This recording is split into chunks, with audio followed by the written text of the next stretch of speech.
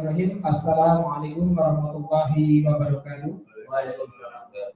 Salam sejahtera untuk kita semuanya. Mari senantiasa kita bersyukur kepada Allah atas nikmat, berkah, dan hidayahnya sehingga kita masih diberikan kesehatan pada kesempatan pagi hari ini.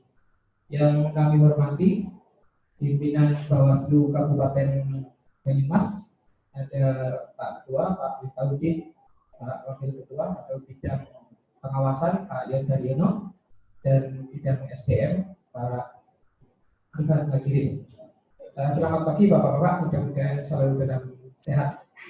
Selamat pagi rekan-rekan sahabat Bawaslu semuanya, peserta sekolah kader pengawasan partisipatif Bawaslu Kabupaten Banyumas, mudah-mudahan selalu sehat ya. Baik, kita akan memulai diskusi pada kesempatan pagi hari ini, yaitu tentang sejarah, tugas, dan fungsi Bawaslu.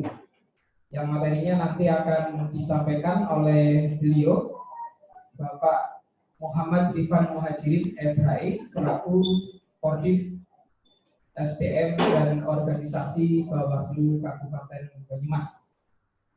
Sahabat Bawaslu yang kami banggakan, mari kita awali diskusi pada kesempatan pagi hari ini dengan basmalah terlebih dahulu. Bismillahirrahmanirrahim. Baik, tentunya sahabat Bawaslu semuanya, rekan-rekan peserta SKPP penasaran ya. Mungkin dari kemarin sudah ada yang baca-baca juga Bawaslu itu apa, bagaimana Bawaslu seperti apa, mungkin sudah ada yang tahu dari hasil browsing atau melacak materi sendiri. Namun mungkin ada yang belum jelas, ada yang belum memahami seperti apa seluk-beluk Bawaslu, tugas pokok, fungsinya seperti apa. Nanti kita akan mendengarkan secara langsung dari pemateri pada kesempatan pagi hari ini. Monggo disimak betul-betul dan kemudian nanti sahabat semuanya bisa bertanya atau berdiskusi atau mungkin menyampaikan saran. Kami silakan setelah nanti akhir penyampaian materi oleh penceramah. Baiklah, untuk menghemat waktu kami persilakan sepenuhnya pada Bapak Miftahudin untuk sebelumnya menyampaikan pengarahan pada kesempatan pagi hari ini. Monggo Bapak.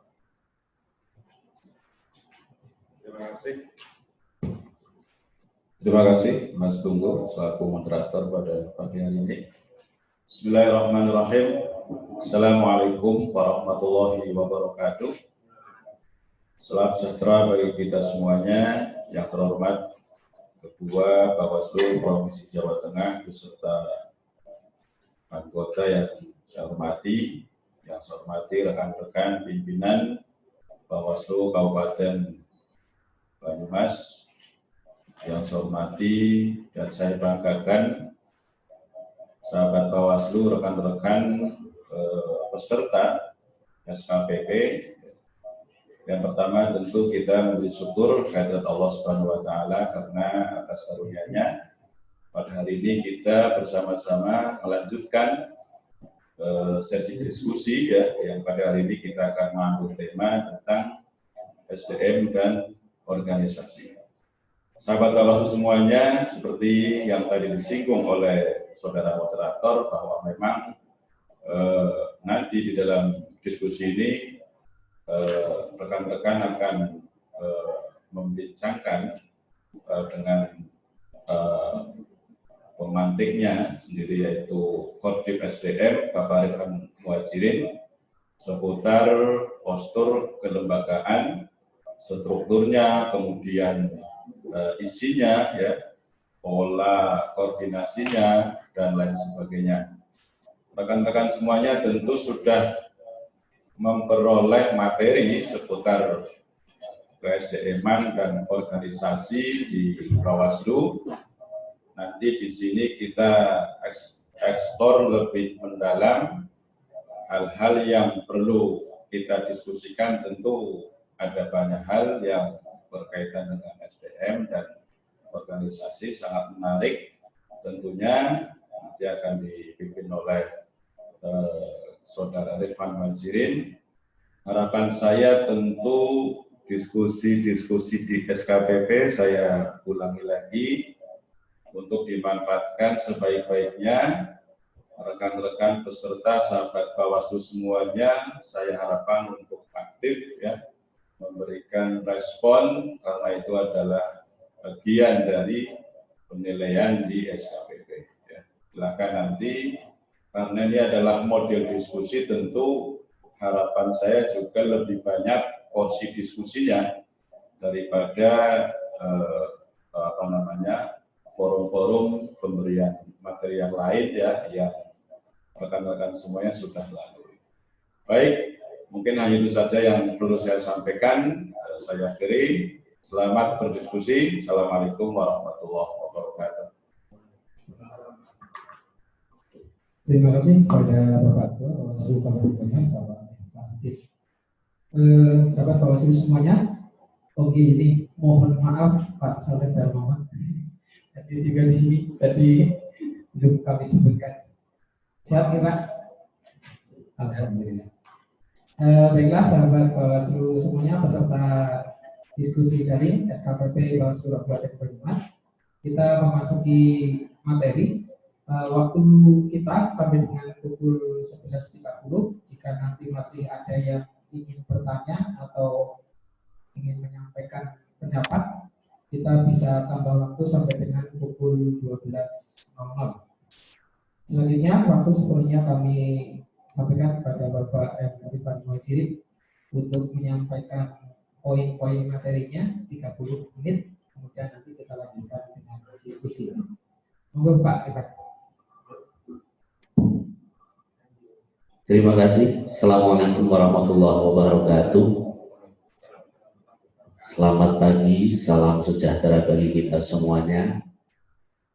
Yang saya hormati rekan-rekan pimpinan Bawaslu Kabupaten Banyumas, ada Mas Ketua, Mas Miftahuddin, ada Mas John Daryono, Koordinator Pengawasan, dan tidak lupa di belakang ada Mas Saleh Darmawan yang saya hormati. Juga ada Mas Tunggu sebagai moderator pada kesempatan diskusi daring hari ini. Tidak lupa teman-teman staf juga ikut hadir di sini, dan tentu yang kami banggakan, yang kami cintai, keluarga besar Sekolah Kader Pengawas Partisipatif Bawaslu Kabupaten Banyumas. Hari ini merupakan hari ketiga rekan-rekan SKPP mengikuti diskusi daring. Dan hari ini kami mencoba memberikan informasi, kita sharing bersama berkaitan dengan sejarah dan juga tugas fungsi Bawaslu. Bisa dimunculkan Mas.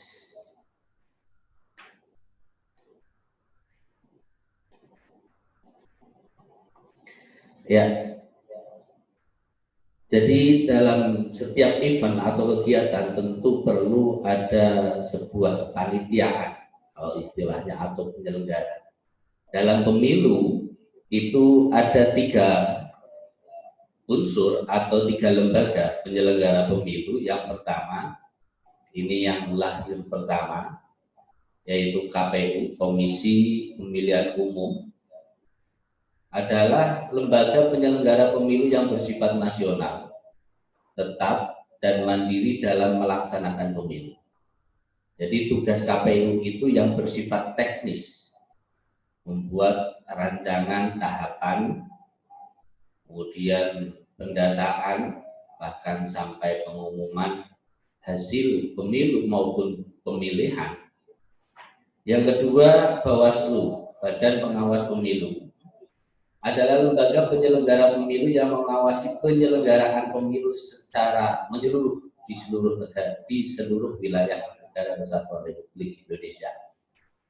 Jadi Bawaslu ini bertugas mengawasi seluruh tahapan pemilu sampai selesai. Yang ketiga, ini mungkin yang sedikit asing bagi rekan-rekan sekolah kader adalah Dewan Kehormatan Penyelenggara Pemilu, yaitu lembaga yang bertugas menangani pelanggaran kode etik penyelenggara pemilu. Jadi di sini KPU maupun Bawaslu ketika melanggar sumpah atau melanggar kode etik dalam pelaksanaan sebagai anggota KPU maupun Bawaslu, itu bisa kita laporkan kepada Dewan Kehormatan Penyelenggara Pemilu. Rekan-rekan semuanya, jajaran penyelenggara pemilu itu yang ada mulai tingkat nasional sampai tingkat TPS itu hanya KPU dan Bawaslu. Kalau DKPP itu ada semacam perwakilannya di provinsi, gitu. Jadi kalau KPU itu ada KPU provinsi, kabupaten, kota. Untuk tingkat kecamatan PPK atau panitia pemilihan kecamatan, tingkat desa ada PPS, di tingkat TPS itu ada KPPS. Di luar negeri juga ada yang namanya PPLN atau panitia pemilihan luar negeri. Begitu juga dengan Bawaslu, itu juga jajarannya mulai Bawaslu provinsi, Bawaslu kabupaten, Panwaslu kecamatan, Panwaslu kelurahan, pengawas TPS, dan Panwaslu luar negeri. Jadi di sini kelembagaan Bawaslu itu ada yang bersifat ad hoc, ada yang bersifat permanen. Yang sifatnya permanen itu Bawaslu RI sampai tingkatan Bawaslu kabupaten. Untuk pengawas tingkat kecamatan sampai pengawas TPS itu sifatnya adalah ad hoc. Selanjutnya berkaitan dengan sejarah Bawaslu. Nah, ini menarik, perlu kita pahami bersama bahwa pemilu di Indonesia itu sampai saat ini sudah kita laksanakan 12 kali. 12 kali pemilihan umum. Yang pertama tentu pada tahun 1955 pada masa era Orde Lama, kepemimpinan Bapak Presiden Soekarno, itu pemilu yang pertama. Pada pemilu pertama ini belum ada istilah pengawas pemilu. Kenapa? Karena trust masyarakat itu masih tinggi. Meskipun di situ juga ada gesekan karena secara ideologi juga berbeda, tetapi kepercayaan masyarakat terhadap penyelenggara atau terhadap proses pemilu pada 1955 sehingga belum dibutuhkan atau belum ada usulan berkaitan dengan pengawas pemilu. Nah, pengawas pemilu ini mulai muncul pada masa era Orde Baru, yaitu pada tahun 1982. Kenapa muncul pada 82? Padahal Orde Baru itu pemilu pertama pada 1971. 1971 kemudian dilanjutkan 1977. Karena sudah kurangnya kepercayaan masyarakat pada proses maupun hasil pada pemilu 71 dan 77. Nah, puncaknya karena pada masa Orde Baru itu hanya ada 3 partai politik, yaitu P3, Golkar, dan PDI, maka P3 dan PDI mengusulkan ada lembaga khusus, lembaga yang terpisah, yang bisa mengontrol, begitu, yang bisa mengontrol, mengawasi lembaga pemilihan umum. Jadi waktu itu belum ada namanya KPU, tapi namanya adalah LPU, Lembaga Pemilihan Umum.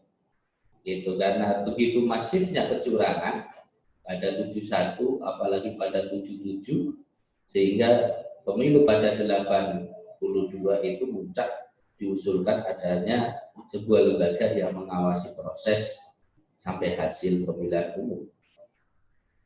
Kemudian ada setelah Orde Baru, kemudian kita memasuki masa era reformasi atau masa reformasi, itu dibentuklah lembaga independen yang khusus menangani kepemiluan, yaitu KPU.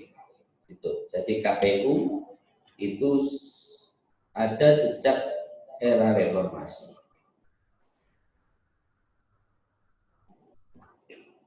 Karena kalau tidak independen pada masa Orde Baru, KPU itu masih di bawah Kementerian Dalam Negeri atau waktu itu Departemen Dalam Negeri. Dan waktu itu Bawaslu itu baru muncul istilahnya adalah Panitia Pengawas Pemilu atau Panwaslu, sehingga sifatnya adalah ad hoc. Nah, kemudian dikuatkan pada Undang-Undang Nomor 12 Tahun 2003, pelaksanaan pengawasan pemilu dibentuk sebuah lembaga ad hoc yang terlepas dari struktur KPU. Jadi pemilu 99 itu Bawas atau Panwaslu belum terlepas dari struktur KPU, meskipun tugasnya dan fungsinya mengawasi. Tapi pada 2003 adanya Undang-Undang 12 tahun 2003, itu Panwaslu lepas dari KPU. Dikuatkan lagi pada Undang-Undang Nomor 22 2007, dibentuklah Panwaslu berubah menjadi Badan Pengawas Pemilu. Jadi ini sifatnya lebih kuat. Gitu. Kemudian pada tahun 2011 dengan munculnya Undang-Undang 15 tahun 2011 tentang penyelenggara pemilu, Bawaslu dikuatkan kembali dengan ditetapkannya badan pada Bawaslu tingkat provinsi. Nah, Bawaslu Kabupaten Banyumas ini terus artinya apa? Sistem penyelenggara atau lembaga pemilu dalam hal ini Bawaslu terus mengalami dinamika dan penguatan, sehingga pada Undang-Undang Nomor 7 Tahun 2017 juga menguatkan kembali Bawaslu dengan ditetapkannya Bawaslu Kabupaten menjadi sifatnya adalah tetap. Jadi ada beberapa proses yang panjang mulai pemilu pertama sampai kemarin 2019, proses Bawaslu sampai saat ini terus berjalan. Rekan-rekan semuanya, teman-teman SKPP yang sangat kami banggakan, selanjutnya definisi pengawasan pemilu. Kita juga harus mengetahui, mungkin kemarin juga sudah disebutkan oleh rekan-rekan, kemarin ada Mas Yondaryono dan juga Mas Saleh, itu memang fokus Mas Saleh fokus berkaitan dengan penanganan pelanggaran. Definisi pengawasan pemilu itu adalah kegiatan mengamati, mengkaji, memeriksa dan menilai proses penyelenggaraan pemilu sesuai peraturan perundang-undangan. Jadi yang pertama kita lakukan adalah tentu mengamati. Mengamati bisa dengan mendengar, melihat, memantau, begitu. Kemudian hasil pengamatan, hasil yang kita peroleh itu kita kaji. Kalau memang ada unsur pelanggaran kemudian kita periksa, kemudian kita nilai menjadi sebuah putusan. Tujuan pengawasan pemilu, adanya pengawas pemilu itu bertujuan sebelumnya Mas.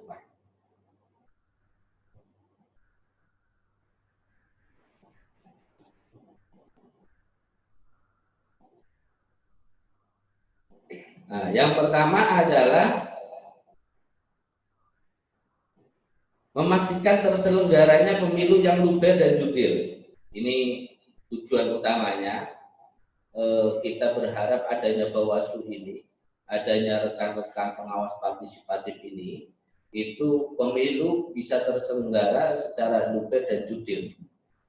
Yang kedua, mewujudkan pemilu yang demokratis. Yang ketiga, meningkatkan integritas, kredibel penyelenggara, transparansi, akuntabilitas hasil pemilu. Ketika prosesnya baik, maka hasilnya juga baik. ketika prosesnya berintegritas, maka tentu hasilnya juga berintegritas. Maka harus kita pantau atau kita awasi seluruh proses tahapan pemilu, mulai dari pertama sampai adanya pengumuman hasil pemilu. Kemudian ada 5 elemen kunci pengawasan pemilu. Yang pertama berkaitan dengan paradigma pengawasan. Jadi rekan-rekan ketika menjadi pengawas pemilu ke depan, bisa di Panwaslu kecamatan atau bahkan di Bawaslu kabupaten atau ke Bawaslu provinsi. Setidaknya paradigma kita itu yang muncul pertama adalah kita berpikir secara utuh, tidak parsial. Jadi seluruh untaian atau seluruh proses tahapan harus kita pahami secara menyeluruh begitu, supaya ketika ada hal-hal yang perlu kita proses, kita paham secara utuh. Yang kedua, fokus pengawasan. Fokus pengawasan ini kita dasarkan pada potensi kerawanan. Jadi sebelum proses dilaksanakan atau masa-masa tertentu, umpamanya masa kampanye, masa pungut hitung, itu kita membuat semacam kayak IKP, indeks kerawanan pemilu. Jadi dari indeks itu mana yang paling berpotensi terjadinya kerawanan, itu menjadi fokus pengawasan. Selanjutnya metode pengawasan. Metode pengawasan tentu kita mempertimbangkan struktur organisasi yang ada dan juga anggaran. Keempat, pelaporan hasil pengawasan. Dan yang paling penting ini, yang kelima adalah partisipasi masyarakat. Jadi partisipasi masyarakat ini juga sebagai sebuah bentuk kunci wajib bagi kami. Begitu. Jadi semakin tinggi partisipasi masyarakat, maka semakin baik hasil pemilu itu, baik di sisi sektor pengawasan maupun sektor dalam penyelenggaraan yang lain atau kegiatan yang lain. Semakin tinggi partisipasinya masyarakat, maka semakin baik. Strategi pengawasan itu ada pencegahan. Yang pertama yang kita utamakan adalah pencegahan, yaitu kita membuat langkah atau upaya supaya pelanggaran tidak terjadi. Umpamanya ada informasi ini melakukan money politik begitu, maka kita terjun menyampaikan hal-hal yang berkaitan dengan bahaya atau ancaman money politik, kita cegah terlebih dahulu. Yang kedua, penindakan. Ketika ada informasi dugaan, temuan, baik temuan maupun laporan, maka kita tindak lanjuti. Yang ketiga, partisipatif dari masyarakat, melibatkan masyarakat. Rekan-rekan semua, Sekolah Kader Pengawasan Partisipatif tentu kami perlu informasikan atau perkenalkan struktur jajaran Bawaslu dari tingkat RI sampai tingkatan Kabupaten Banyumas. Tapi sebelum itu, saya maupun rekan-rekan pimpinan di sini juga minta doa kepada rekan-rekan SKPP bahwa salah satu pimpinan kita Bawaslu RI, beliau Mbak Ibu Dr. Ratna Dewi Betalolo, itu terkonfirmasi begitu, terkonfirmasi hasil swab itu positif terjangkit virus atau terpapar virus corona, dan juga 3 staf Bawaslu RI. Oleh karena itu saya dan rekan-rekan pimpinan di sini meminta doa, kita berhenti sejenak, kita berdoa menurut keyakinan agama kita masing-masing. Mudah-mudahan Bu Dewi, Bu Ratna Dewi diberi kesembuhan dan seluruh jajaran Bawaslu baik dari tingkat pusat sampai tingkat daerah diberi kesehatan oleh Allah Tuhan Yang Maha Esa. Doa saya pimpin monggo berdasarkan kepercayaan dan agama masing-masing. Ibaratnya sirrul Fatihah.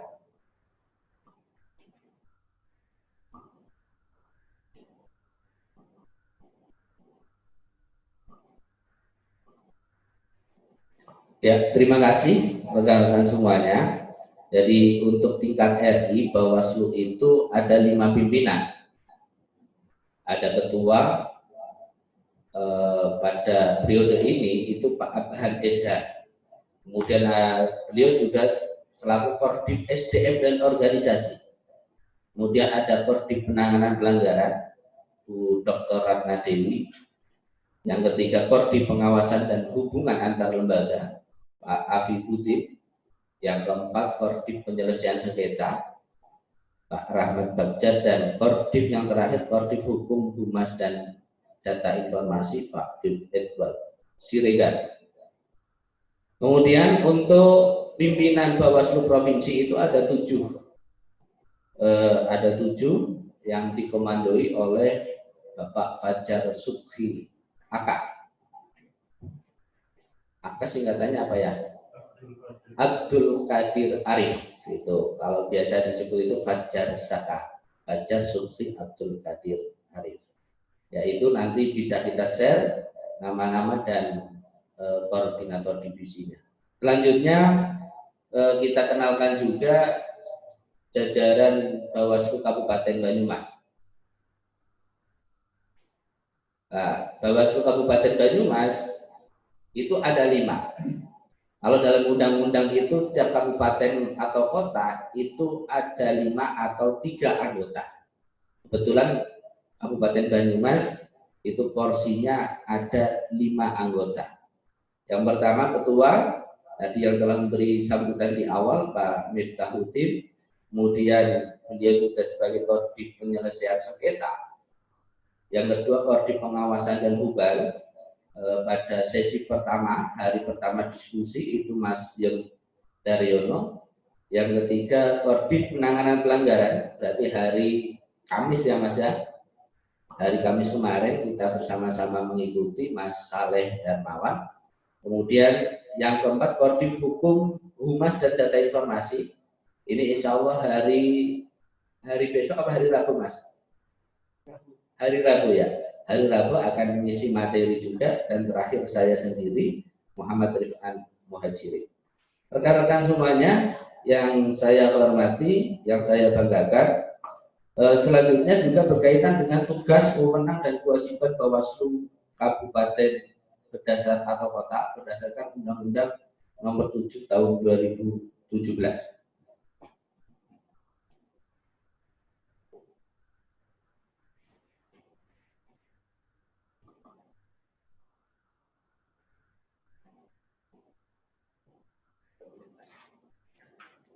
Dan tugas Bawaslu ini juga perlu diketahui oleh rekan-rekan semuanya. Kenapa? Karena ini bisa menjadi kontrol dari teman-teman juga bagi kami dari Bawaslu dan jajarannya. Yang pertama adalah melakukan pencegahan dan penindakan di wilayah kabupaten kota, kemudian mengawasi pelaksanaan tahapan, mencegah terjadinya praktek politik uang, mengawasi netralitas dari ASN, perangkat desa dan sebagainya, kemudian mengawasi pelaksanaan sosialisasi sampai melaksanakan tugas lain yang diatur oleh undang-undang. Kemudian wewenang Bawaslu Kabupaten ini kemarin pada waktu Pilkades juga banyak yang bertanya begitu, apakah termasuk bagian pengawas atau Bawaslu itu ikut serta dalam proses pemilihan kepala desa. Dan dalam undang-undang itu tidak mengatur kita ikut serta dalam mengawasi proses pemilihan kepala desa. Wewenang Bawaslu yaitu menerima dan menindaklanjuti laporan yang berkaitan dengan dugaan pelanggaran, kemudian memeriksa dan mengkaji pelanggaran, merekomendasikan kepada instansi yang bersangkutan mengenai hasil pengawas di wilayah kabupaten, mengambil alih tugas atau wewenang sementara dari Panwaslu Kecamatan setelah mendapatkan pertimbangan Bawaslu Provinsi apabila Panwaslu Kecamatan ini berhalangan sementara. Kemudian membentuk Panwaslu Kecamatan dan melaksanakan tugas atau wewenang yang lain. Selanjutnya kewajiban Bawaslu Kabupaten.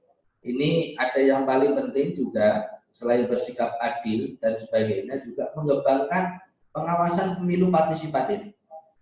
Jadi Bawaslu itu punya kewajiban untuk mengembangkan pengawasan pemilu partisipatif, yang mana ini diharapkan masyarakat dari semua elemen dan sektor itu bisa ikut serta berperan aktif pada sisi pengawasan. Kita kemarin pada tahun 2019 juga sudah berupaya berikhtiar membentuk desa pengawasan dan desa anti money politik, gitu. Ini bagian dari usaha atau ikhtiar mengembangkan pengawasan pemilu. Dan yang terakhir, lanjut Mas, ini tagline kita, gitu, bersama rakyat awasi pemilu, bersama Bawaslu tegakkan keadilan pemilu. Jadi mau nggak mau Bawaslu tetap harus bersama rakyat, karena postur atau kondisi Bawaslu tentu dengan jumlah yang sangat sedikit begitu. Ketika tidak bersama rakyat, maka proses pengawasan pemilu juga tidak bisa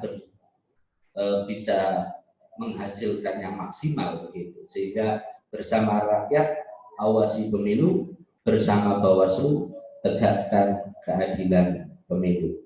Mungkin seperti itu. Terima kasih.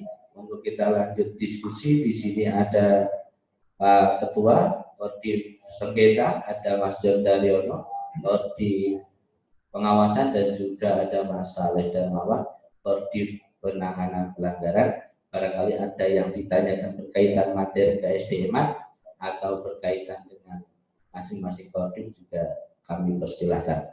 Terima kasih. Wallahumma muwaffiq ila aqwamit thoriq wal 'afwu minkum. Assalamualaikum warahmatullahi wabarakatuh. Terima kasih pada Bapak Rifan Majid. Baiklah, sahabat Bawaslu semuanya, peserta SKPP, diskusi daring pada sesi 1 kesempatan hari ini. Tadi sudah disampaikan materi tentang sejarah, tugas dan fungsi Bawaslu. Ada yang ingin bertanya atau mau ngechat di seks langsung atau mau bertanya langsung?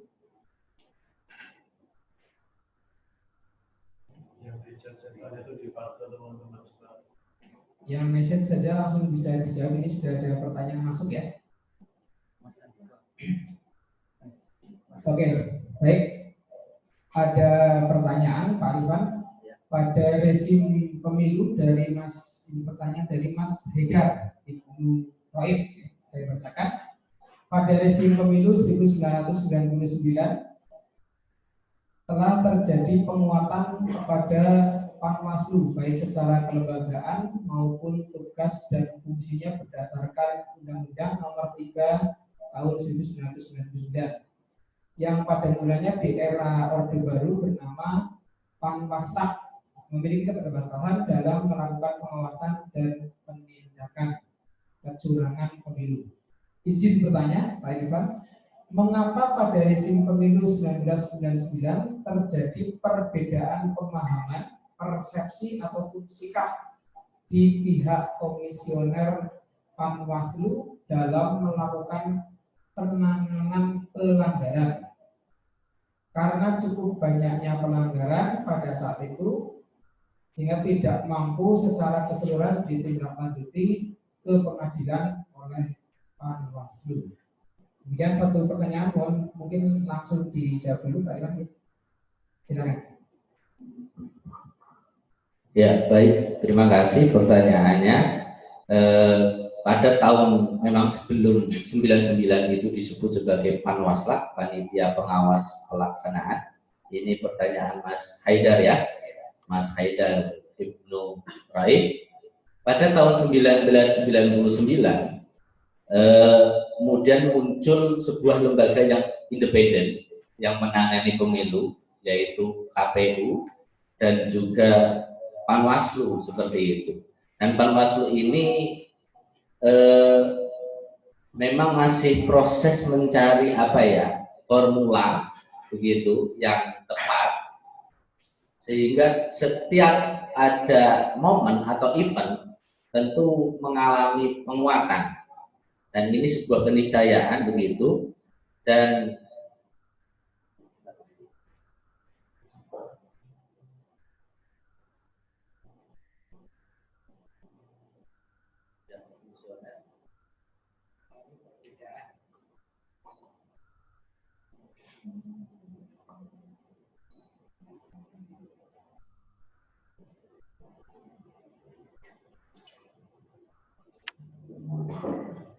ya, selain itu juga waktu itu kalau nggak salah Mas Saleh ya, jajaran penyelenggara pemilu itu wakil dari partai politik ya, 99. Iya, jadi masih ada perwakilan partai politik dan tentu ini juga semakin selain di luar juga ada gesekan dan tentunya di dalam penyelenggara pemilu juga ada gesekan. Seperti itu informasinya sehingga dalam tanda kutip masih sebuah kewajaran ketika ada beberapa kasus yang memang tidak bisa tertangani atau terselesaikan. Yang pertama juga karena masih mencari formula yang tepat begitu. Yang kedua belum ada regulasi yang kuat, yang kokoh yang diberikan kepada Bawaslu untuk menangani penanganan pelanggaran. Yang ketiga, wakil dari partai politik juga menjadi penyelenggara pemilu. Mungkin seperti itu, Mas. Atau ada tambahan dari teman-teman pimpinan yang lain berkaitan pemilu 99?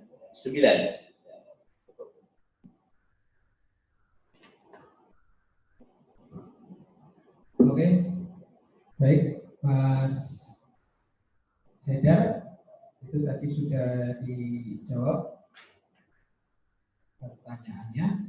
Kita lanjutkan pertanyaan yang berikutnya dari Mas Andika ya.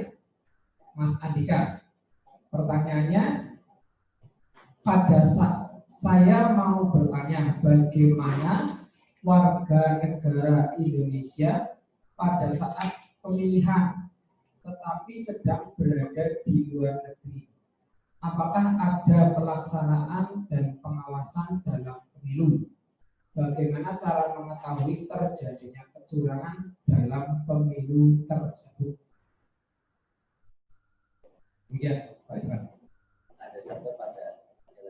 Ada yang lain bertanya lagi, tapi ini nampaknya pertanyaannya beda-beda.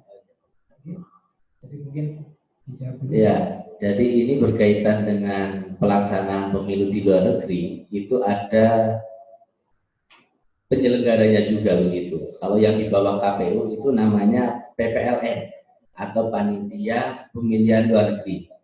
Begitu juga Bawaslu juga punya Panwaslu Luar Negeri, begitu. Jadi tetap proses pemilihan umum atau proses hak rakyat untuk ikut serta memberikan suaranya itu juga dibuatkan kepanitiaan atau penyelenggara juga di luar negeri supaya hak-hak rakyat memilih itu bisa terpenuhi begitu. Dan untuk mengetahui kecurangan tentu ya kurang lebih sama begitu dengan apa yang ada di wilayah Indonesia. Tentu hal-hal yang melanggar itu bisa dilaporkan ke Panwaslu Luar Negeri, begitu. Di Panwaslu Luar Negeri kemudian diproses sama, proses dan tahapannya juga sama seperti itu.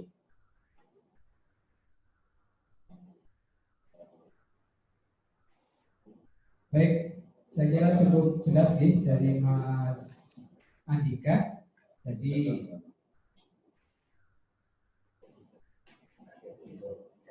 tetap bisa memilih walaupun di luar negeri. Lanjut ke pertanyaan berikutnya, Pak Iman.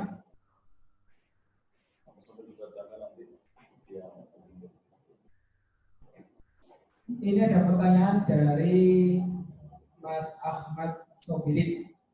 Pertanyaannya, mohon izin bertanya tentang SDM, masih bingung. Ini gimana maksudnya ini? Tentang SDM masih bingung. Mungkin kaitannya dengan divisi sumber daya manusia. Mungkin tugas atau fungsinya seperti apa, mungkin perlu dijelaskan Pak Iman. Monggo Pak Iman.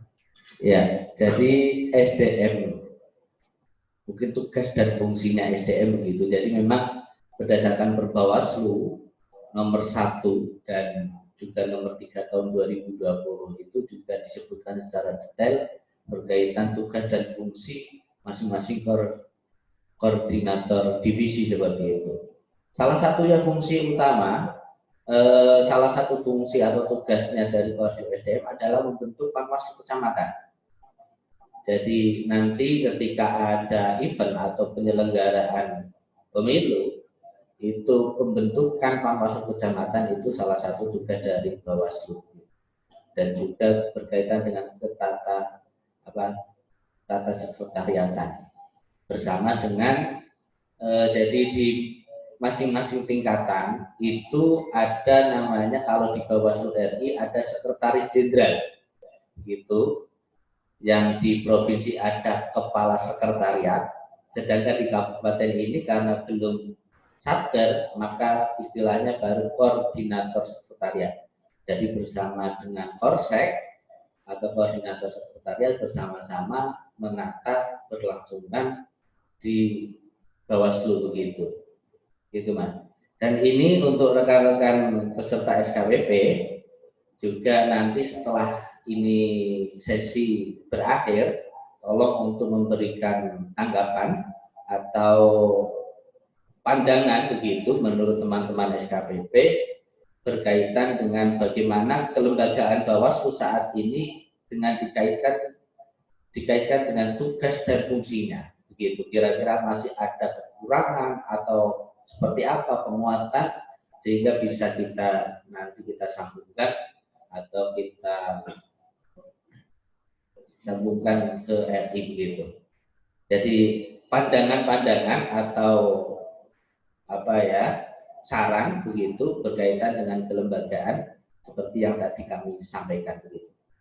Nanti setelah sesi terakhir saja.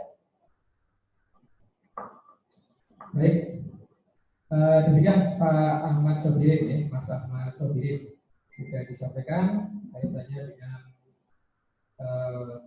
tugas atau peran SDM. Ini selanjutnya ada pertanyaan dari Mbak Maudi Yuliana Cynthia.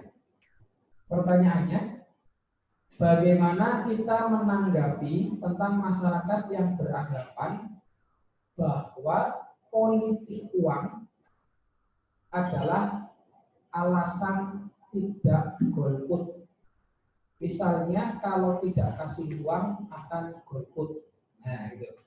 Jadi politik uang itu biar tidak golput, gitu, biar ikut memilih. Iya, ini memang pelanggaran yang sangat klasik begitu, dan kalau dalam istilah penyakit money politik itu mungkin stadium 4 begitu. Karena begitu mendarah daging begitu mengakar di tengah-tengah masyarakat kita dengan berbagai penyebutan alasan ada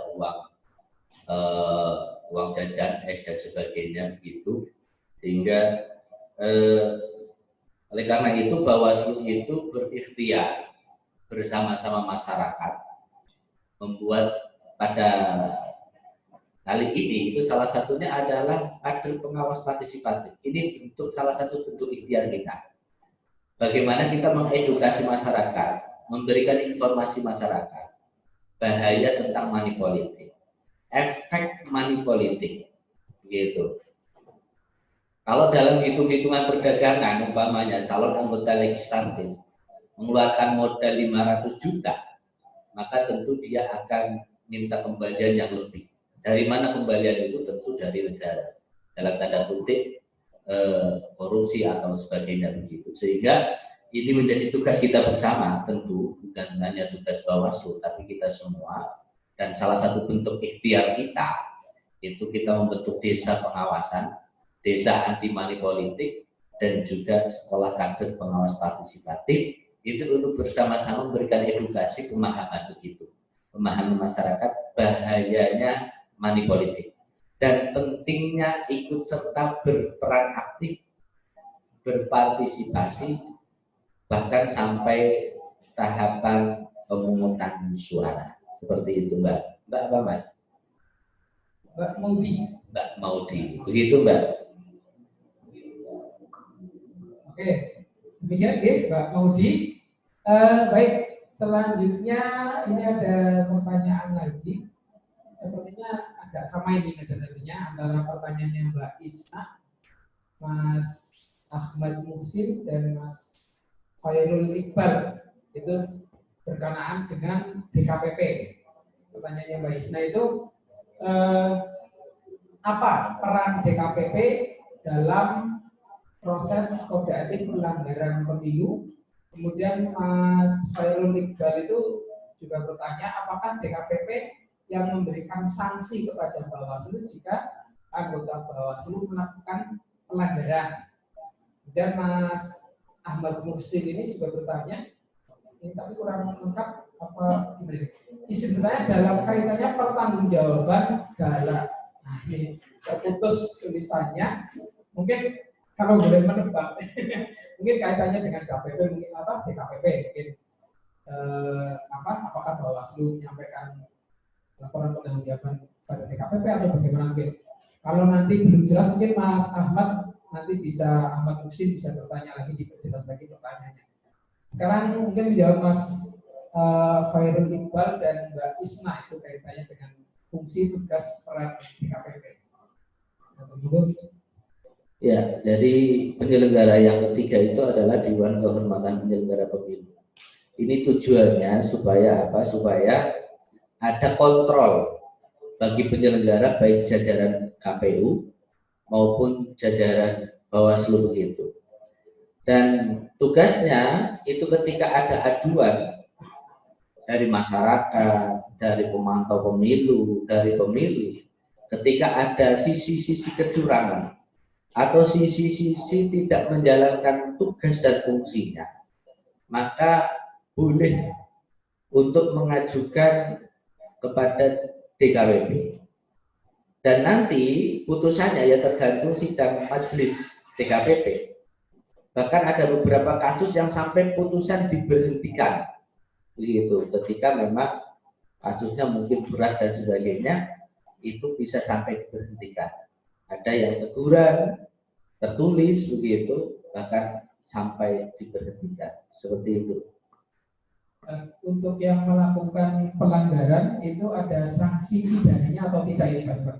Ini tambahan pertanyaan dari Mas Sukma Putra. Ya, itu tergantung. Ada di dalam pemilu itu ada 3 jenis pelanggaran. Yang pertama adalah pelanggaran pidana pemilu. Yang kedua adalah pelanggaran administrasi. Yang ketiga adalah pelanggaran kode etik. Kalau memang penyelenggara pemilu dalam hal ini melakukan pelanggaran kode etik dan pidana pemilu, juga tentu dua-duanya akan ditangani. Kalau hanya berkaitan dengan kode etik, ya putusan paling berat diberhentikan. Seperti itu. Oke, baik. Terima kasih. Itu tadi 4 penanya ya, langsung kaitannya dengan DKPP. Sudah dijawab tentang tugas fungsi. Selanjutnya ini lagi ada pertanyaan dari Mbak Febrianti Nur Amani. Pertanyaannya adalah, menurut Bapak sekalian, pelanggaran apakah yang paling banyak terjadi di Banyumas? Kemudian, apa penyebab terjadinya? Apakah ada rencana khusus menanggulanginya? Oke. Satu baris pertanyaan ada 3 poin. Dari Mbak Febrianti Nur Amani. Jadi pada pelaksanaan pemilu kemarin di wilayah Kabupaten Banyumas memang ada beberapa jenis pelanggaran begitu dan dugaan pelanggaran. Tentu yang paling banyak ya berkaitan dengan pada masa kampanye adalah administrasi. Umpamanya tidak membuat surat izin begitu untuk melaksanakan kampanye, ada pelanggaran ketika kampanye membawa anak kecil begitu, dan juga ada pelanggaran ketika pada masa hari tenang itu dugaan pelanggaran money politik. dugaan pelanggaran money politik. Kembali lagi ke money politik, ini adalah pelanggaran yang susah untuk dibuktikan, begitu, karena harus memenuhi berbagai unsur, harus terpenuhinya syarat dan rukunnya, begitu. Jadi alih upaya-upaya kita selaku Bawaslu memberikan edukasi, informasi, begitu, berkaitan dengan bahaya money politik, bahaya pelanggaran, baik ke peserta pemilu maupun masyarakat. Jadi ketika proses pemilu kemarin kita juga sering melakukan edukasi atau informasi berkaitan dengan kebawasluan, mulai dari pengawasan, pencegahan, bahkan informasi penanganan pelanggaran seperti itu.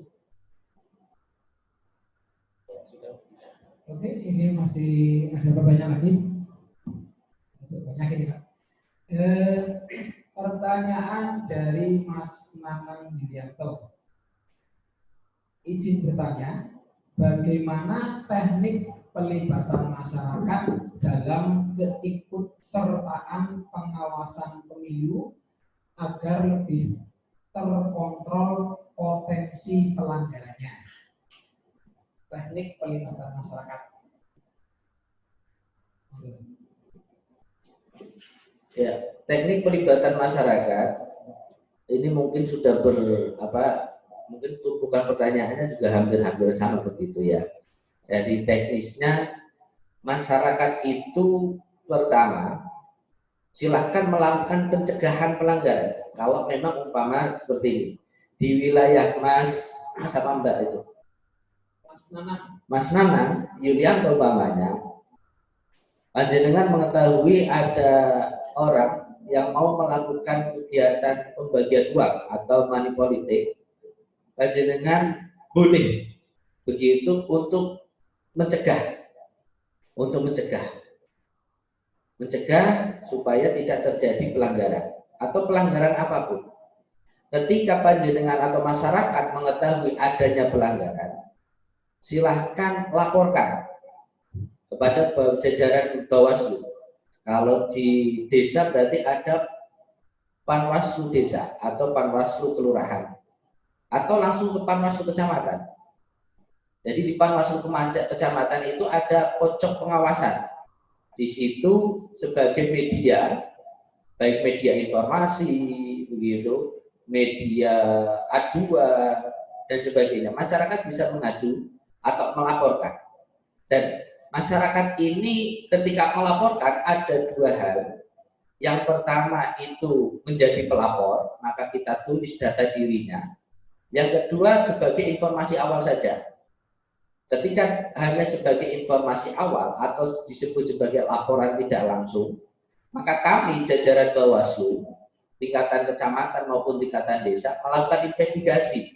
Ketika memang ditemukan, maka itu menjadi sebuah temuan. Nah, laporan langsung itu masyarakat memberikan laporan secara langsung dengan menyertakan data diri.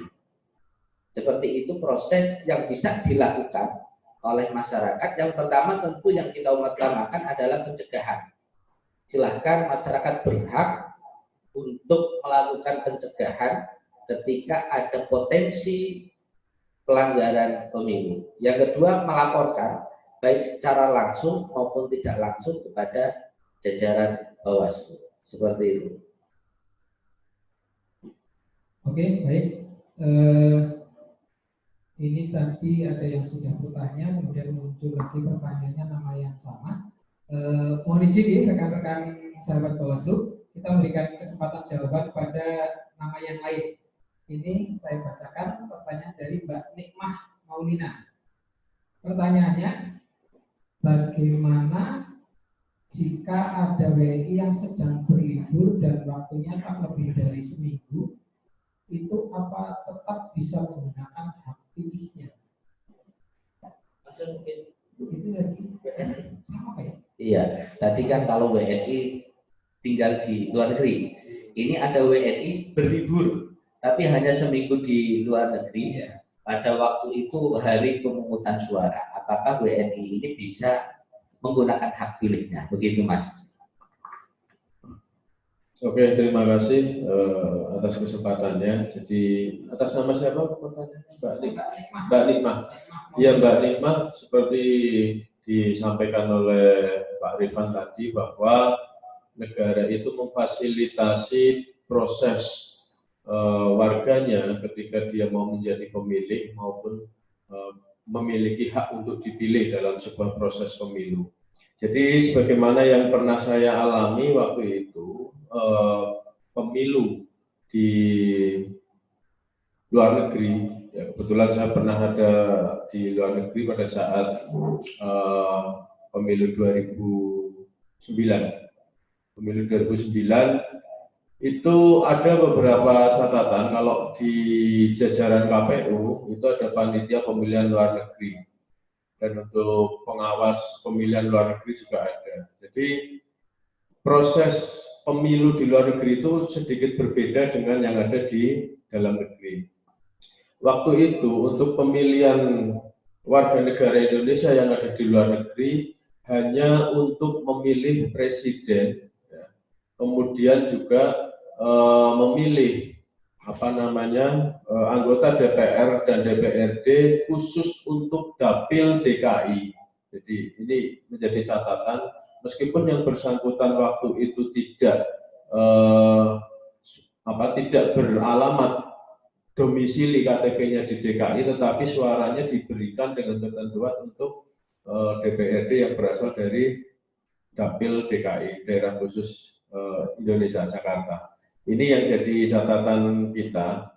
Tentu saja ketika orang kemudian dia berlibur, misalkan 1 minggu ke luar negeri, dalam konteks dia sebagai pemilih, pasti apabila unsur-unsurnya terpenuhi, mulai dari dia memiliki KTP, rekan-rekan di tingkat KPU pasti dan jajarannya sudah melakukan mutarlih, pemutakhiran data pemilih. Dan ketika dia masih memiliki KTP, di mana di situ tercantum KPU biasanya memasukkan tahapan berikutnya ketika sudah ada mutarlih yang dilakukan PPDB, panitia pemutakhiran data pemilih, kemudian naik menjadi daftar pemilih sementara DPS.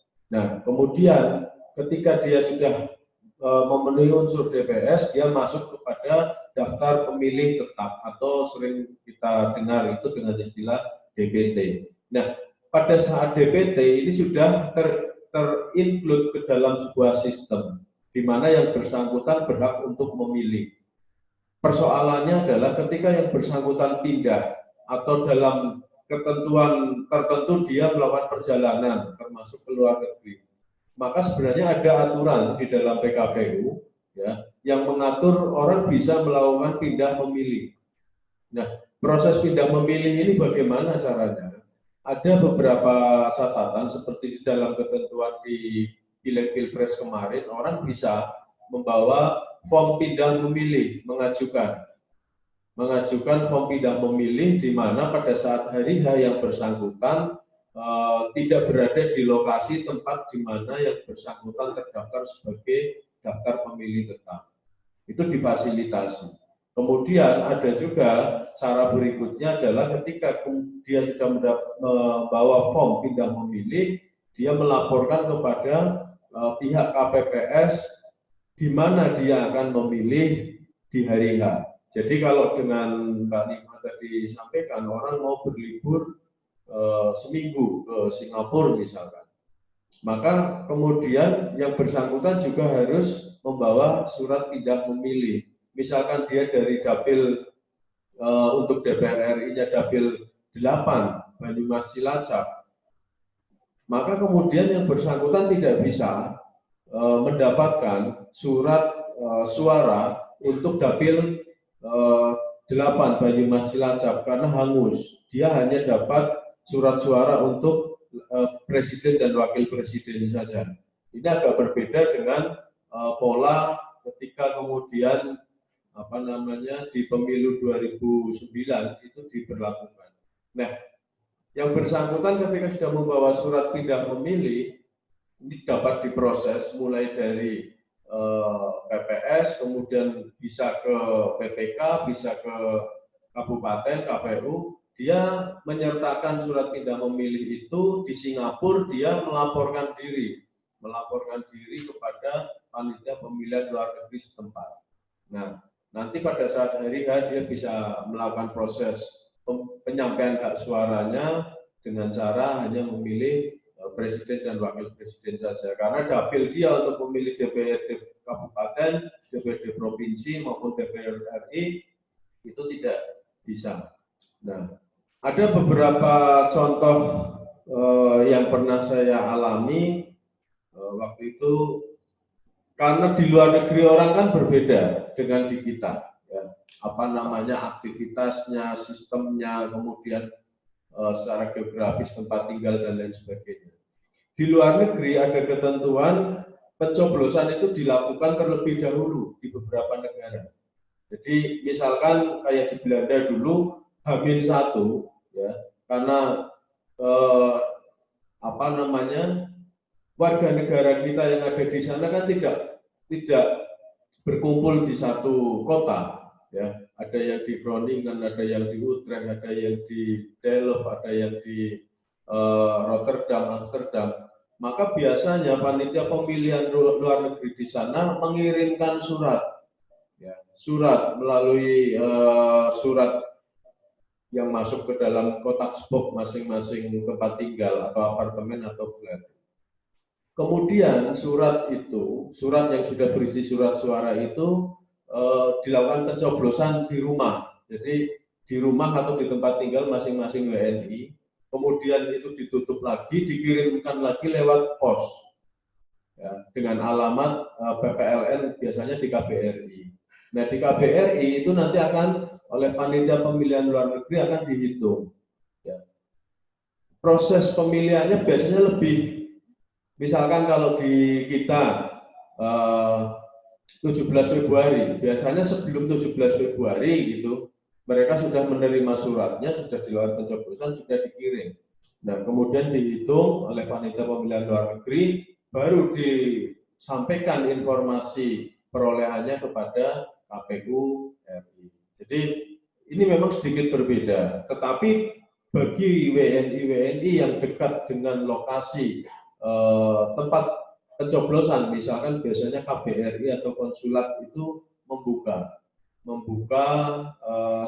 TPS, ya, membuka TPS. Maka warga negara kita yang ada di sekitar tempat itu atau kota itu bisa datang, ya, dan prosesnya juga tidak terlalu rumit seperti kita ketika ada di kita gitu, karena pihak KBRI kan dia lebih mudah. Jadi pengajuan visa, kemudian orang masuk keluar warga negara kita yang ada di suatu negara itu terdeteksi dengan baik, sehingga mereka tahu betul berapa jumlah warga negara Indonesia yang memiliki hak pilih. Kemudian mereka sebagian dikirimkan, ada permintaan, misalkan ada permintaan dikirim surat suaranya via pos karena dia tidak mau ke TPS di konsulat maupun KBRI, maupun mereka yang bersedia datang ke TPS yang ada di konsulat dan KBRI. Jadi pada prinsipnya tidak ada masalah, hanya saja itu kan tergantung kepada masing-masing. Artinya sebagai warga negara Indonesia, apakah mereka mementingkan suaranya untuk melaksanakan kewajibannya sebagai pemilih dengan memilih baik presiden maupun wakil presiden di luar negeri untuk situasi pemilu yang ada di tanah air, itu dikembalikan lagi ke masing-masing. Sehingga PPLN maupun KBRI maupun konsulat maupun pengawas pemilu luar negeri tidak bisa memaksa, hanya bersifat menghimbau kepada warga negara Indonesia yang ada di luar negeri untuk memberikan suara. Mungkin itu yang bisa saya share pengalaman saya ketika saya melaksanakan sebagai pemilih di luar negeri, juga hal itu dilakukan. Cuman saya datang ke KBRI waktu itu, tidak melalui pos. Terima kasih. Baik, terima kasih Pak Iwan. Ini ada beberapa pertanyaan. Mohon izin sahabat Bawaslu yang tadi sudah bertanya dan sudah dijawab. Ini bertanya lagi, saya lompati dulu ya. Kita berikan kesempatan untuk rekan-rekan penanya yang lain. Ini ada pertanyaan dari Mas Mumtazul Fadli. Izin menambahkan pertanyaan mengenai badan ad hoc tingkat kecamatan sampai ke bawah. Jika terdapat pelanggaran kode etik di tingkatan tersebut, siapa yang menegakkan, petugas menegakkan, apakah DKPP atau Bawaslu Kabupaten? Silakan, monggo Pak. Baik, terima kasih. Ini pertanyaan bagus karena ada 3 jenis pelanggaran tadi. Untuk tingkatan ad hoc mulai dari Panwaslu kecamatan, pengawas desa atau kelurahan maupun pengawas TPS, ini yang menangani pelanggarannya setelah adanya Perbawaslu nomor 4 tahun 2019, maka yang menangani pelanggaran kode etik tingkat ad hoc itu adalah Bawaslu Kabupaten atau kota, seperti itu. Jadi bahwa DKPP itu hanya menangani Bawaslu RI, Bawaslu Provinsi, dan Bawaslu Kabupaten. Kemudian Mas Mumtaz, ini masih dengan pelanggaran, saya sambung sekalian. Pertanyaan dari Mbak Sukma. Kalau DKPP sendiri yang melanggar, siapa yang menangani? Lembaga mana yang menangani? Kalau yang melakukan pelanggaran DKPP, dijawab oleh Pak Ion. Iya, Mbak Sukma. Iya, Mbak Sukma, terima kasih. Ini pertanyaan yang kerap kali muncul ya. Jadi sebagaimana yang ada di dalam Undang-Undang 7 2017 bahwa masing-masing lembaga penyelenggara, baik penyelenggara teknis maupun pengawas pemilu, dalam hal ini Bawaslu, itu diawasi, kemudian dalam sisi kinerja kode etiknya itu dapat disidangkan di Dewan Kehormatan Penyelenggara Pemilu. Kemudian yang jadi pertanyaan berikutnya, kemudian kalau DKPP melakukan pelanggaran atau melakukan kerja-kerja tidak profesional, gitu, siapa yang mengawasi dan siapa yang berhak untuk menegur? Yang mengawasi dan berhak untuk menegur adalah masyarakat Indonesia. Ya, karena memang di dalam aturan regulasi 3 lembaga ini, Bawaslu dan KPU itu diawasi dan secara kode etik apabila melanggar profesionalitas dalam bekerja maka disidangkan di DKPP. Tetapi personel DKPP tentu saja sebagai warga negara Indonesia tidak bisa lepas dari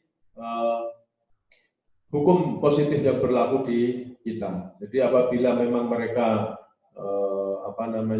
melakukan pelanggaran-pelanggaran, bisa saja masyarakat atau publik yang menjadi pengawasnya. Dan tentu saja seperti kita ketahui di kita ada Ombudsman RI, lembaga yang didirikan oleh negara untuk menampung segala keluhan, kinerja, permasalahan-permasalahan seluruh lembaga kenegaraan yang ada di kita apabila bekerja atau bertindak tidak profesional. Jadi bisa saja masyarakat kemudian sebagai pengawas melaporkan ke Ombudsman RI untuk dilakukan proses pemantauan atau monitoring atau klarifikasi kepada DKPP. Jadi seperti kita ketahui, ya, memang dalam sistem kenegaraan dan pemerintahan kita seringkali ada hal-hal yang terlupa. Tetapi saya pikir justru kekuatan yang paling besar, kekuatan yang paling kuat adalah masyarakat sebagai pengawas seluruh lembaga penyelenggara pemilu, termasuk juga DKPP. Saya pikir ini jadi jadi pemikiran memang kalau misalkan di lembaga-lembaga yang lain kayak di KPK misalkan Komisi Pemberantasan Korupsi, atau itu ada Dewan Pengawas, ya, dengan undang-undang yang baru soal KPK, penanganan tindak pidana korupsi. Kemarin sudah resmi untuk KPK di periode ini ada Dewan Pengawas yang posisinya cukup kuat, strategis. Dewan Pengawas itu dipilih oleh Presiden dengan latar belakang tokoh-tokoh masyarakat yang concern terhadap korupsi. Kemudian di Kejaksaan juga ada Dewan Pengawas Kejaksaan. Dewan Pengawas Kejaksaan itu juga diberi tugas untuk mengawasi kinerja-kinerja para jaksa, baik di tingkat Kejaksaan Negeri, Kejaksaan Tinggi, maupun hingga ke Kejaksaan Agung. Kemudian ada Dewan Pengawas juga kalau di kepolisian, namanya Kompolnas, Komisi Pengawas Kepolisian, itu juga bertugas mengawasi kinerja para aparatur penegak hukum. Jadi sebagaimana lembaga-lembaga itu tadi, sebenarnya masih ada peluang masyarakat sebagai pengawas DKPP, dan apabila memang bisa menemukan ada kerja-kerja yang tidak profesional dari DKPP, bisa melaporkan ke Ombudsman RI. Itu saja mungkin untuk tambahan. Oke, baik. Mungkin masih di Pak yang ini selalu ada kaitannya dengan pengawasan, yang pertanyaan dari Mbak Rika. Saya izin bertanya, apa parameter keberhasilan Bawaslu dalam melaksanakan pengawasan? Ya, Mbak siapa? Rika. Mbak Rika. Mbak Rika, terima kasih Mbak Rika. Parameter sebenarnya ya, kita berbicara parameter. Lembaga pengawas pemilu itu pada filosofinya dibentuk ketika kita melihat masih ada fenomena atau potensi-potensi pelanggaran pemilu. Ya. Dalam konteks ke depan, apabila dalam sebuah pemilu itu tidak ada pelanggaran, ya, maka sebenarnya pengawas pemilu sudah tidak diperlukan. Yang diperlukan adalah bagaimana para pelaku, baik penyelenggara, pemilih, maupun para caleg atau calon kepala daerah atau presiden, wakil presiden, bisa melaksanakan proses-proses demokratisasi secara jujur, adil, dan bermartabat.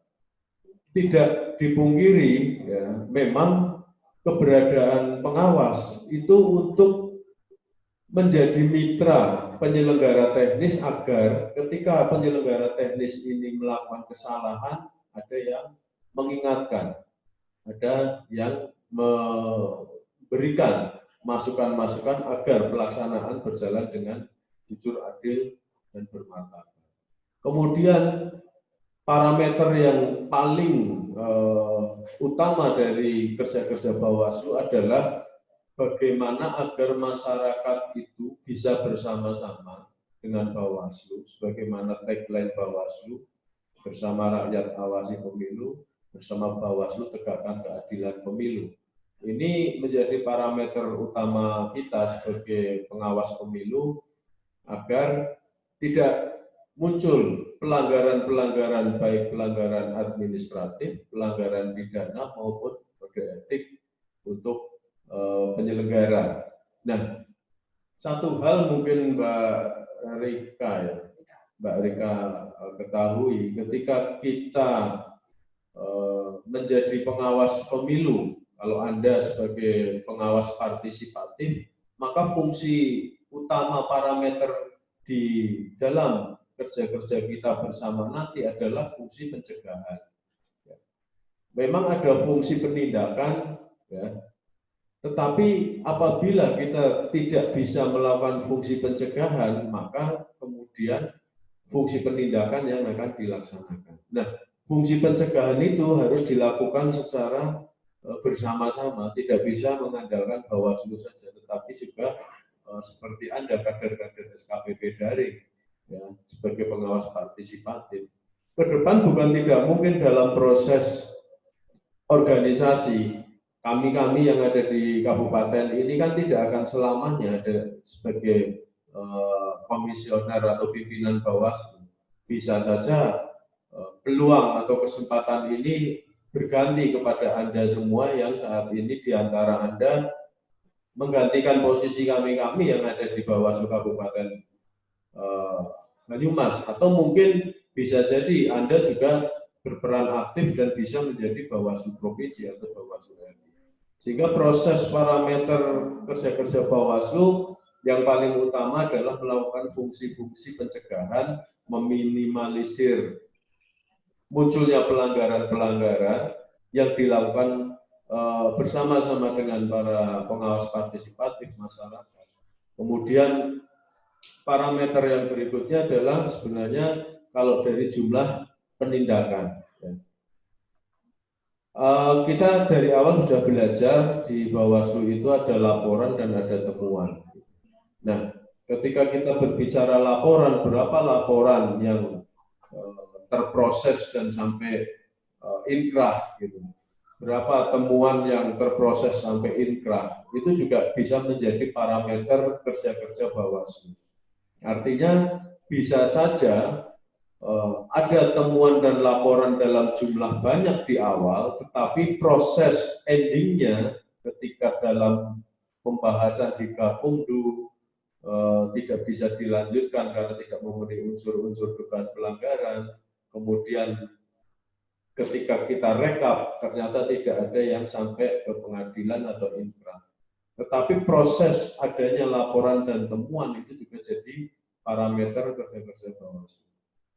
Saya pikir itu Mbak Rika, untuk diskusi yang lebih panjang mungkin kita juga menawarkan kepada rekan-rekan kader skala BPD pasca kegiatan diskusi sekolah kader ini, Anda juga bisa datang juga ke kantor, ada pojok pengawasan, berdiskusi soal kepemiluan, dan ini akan menjadi tambahan wawasan untuk kita semua. Saya pikir itu. Terima kasih. Oke, baik, terima kasih Pak Yon. Jika tadi Mbak Rika ya, kalau nanti mungkin masih banyak pertanyaan tadi disampaikan sudah Pak Yon, bisa main ke kantor Bawaslu, mungkin nanti akan lebih banyak pertanyaan yang bisa disampaikan. Oke, kita lanjutkan. Ini ada pertanyaan, sekali lagi mohon izin Mas Haidar ya. Pertanyaannya kami lompati, tadi sudah bertanya. Kita ke Mbak Tri Nurani. Pertanyaannya Mbak Tri Nurani, izin bertanya tentang tugas dan fungsi divisi-divisi yang ada di struktur Bawaslu. Monggo Pak Rifan, atau siapa ini yang jawab, Pak Rifan atau Pak Ketua? Pak Rifan dulu ya.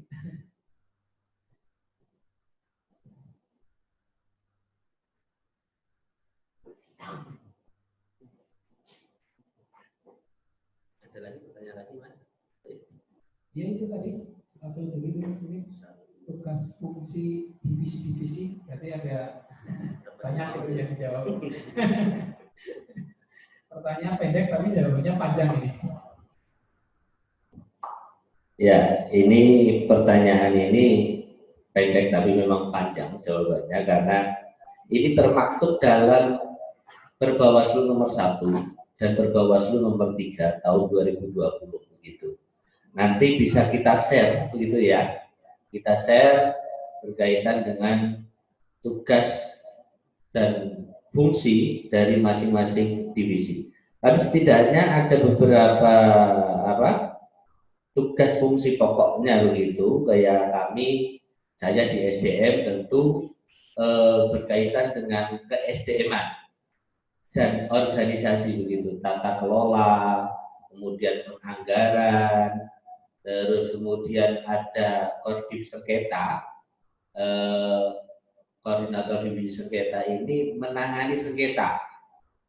Pada pemilu kemarin ada 2 penanganan proses penyelesaian sengketa. Jadi ini bersumber dari surat keputusan ya. Kalau penyelesaian sengketa itu bersumber dari surat keputusan dari KPU ketika peserta pemilu atau antar peserta pemilu dengan KPU itu tidak cocok, maka bisa diproses dalam proses penyelesaian sengketa. Kemudian ada koordinasi pengawasan yang dikomandoi Mas John Daryono ini. Yang paling utama adalah melakukan proses pengawasan.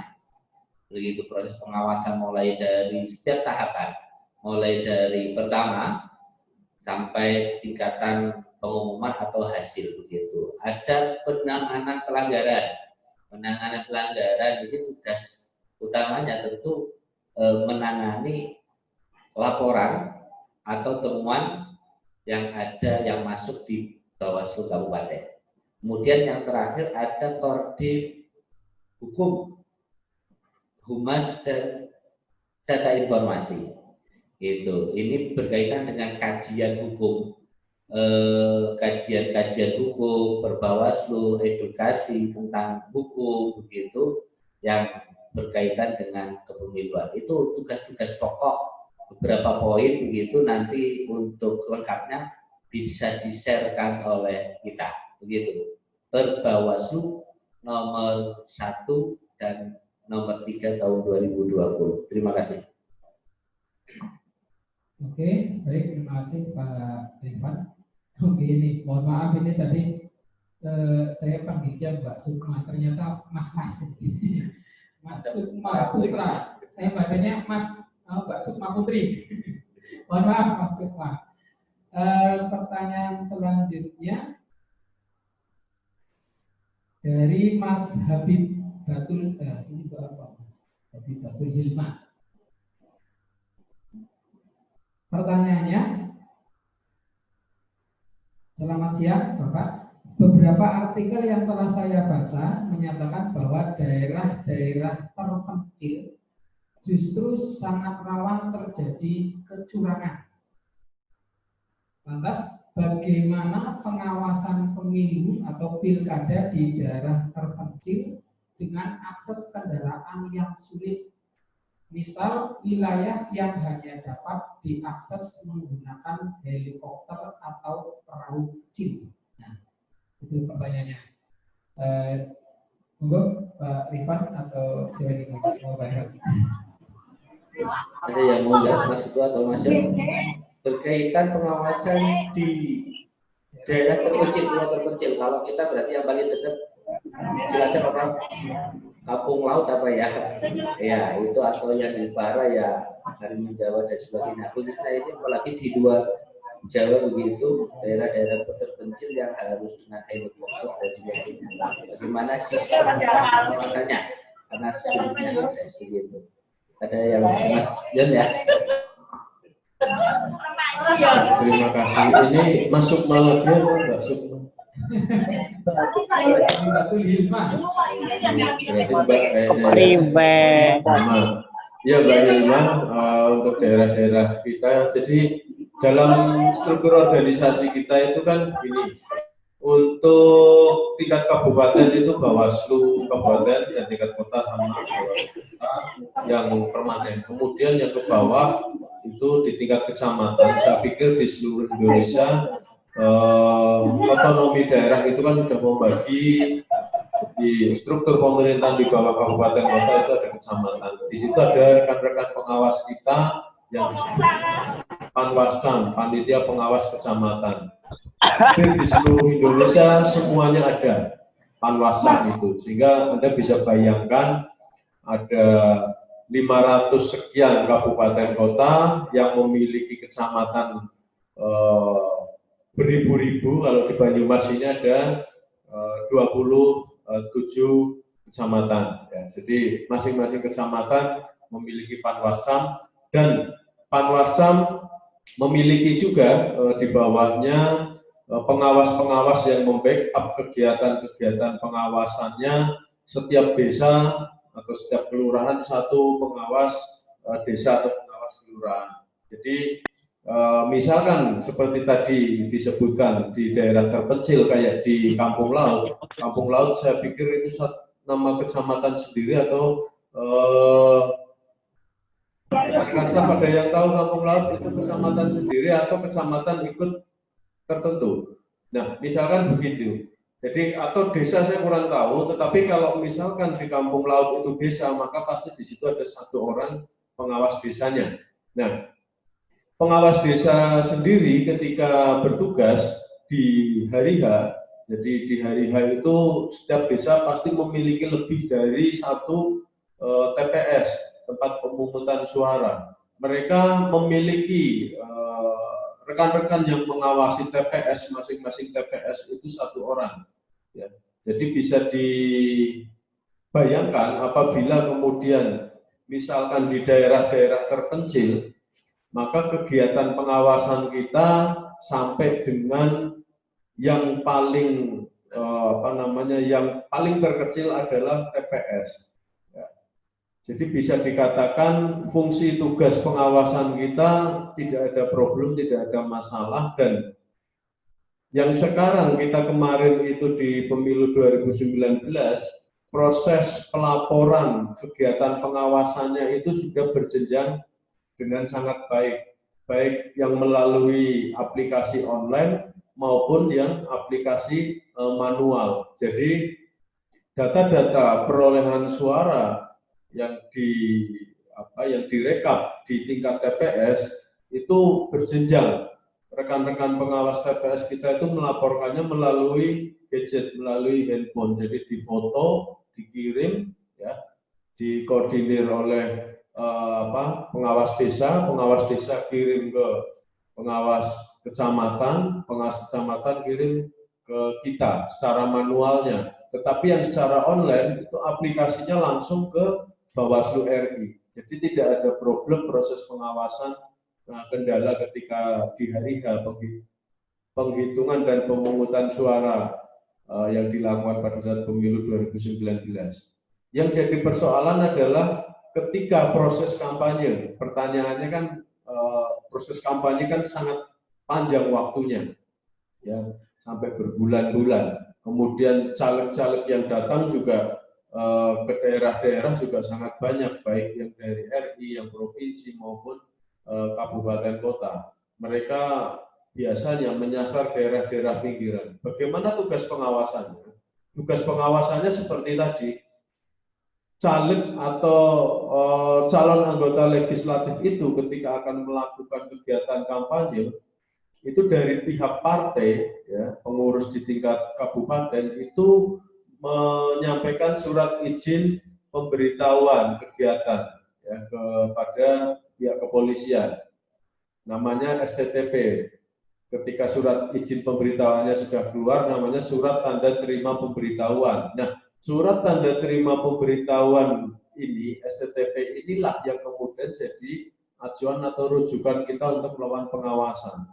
Jadi dari partai mengajukan surat izin pemberitahuan, kemudian dari pihak kepolisian mengeluarkan surat tanda terima pemberitahuan dan surat tanda terima pemberitahuan kegiatan yang berisi kampanye itu dikirimkan juga, ditembuskan ke Bawaslu. Jadi Bawaslu Kabupaten Kota ketika menerima surat dari pihak kepolisian STTP kegiatan kampanye segera mengirimkan kepada rekan-rekan di tingkat Panwascam untuk mengkoordinir. Misalkan satu kegiatan kampanye di Limpakuus atau satu kegiatan kampanye di Kanding, semua terekam dan kita memiliki datanya. Sehingga ketika ada caleg kemudian di suatu desa melakukan kegiatan pertemuan terbatas atau pembagian bahan kampanye, dan pengawas kita menanyakan STTP-nya tidak ada, maka kegiatan tersebut bisa dilakukan proses berupa pelanggaran kampanye oleh yang bersangkutan. Saya pikir itu ya tambahannya, mungkin yang lain bisa menambahkan.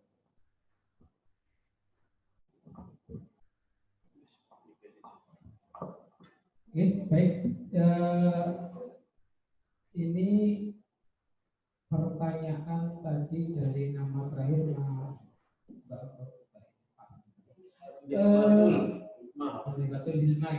Ini kembali ke atas, tadi mungkin masih ada waktu.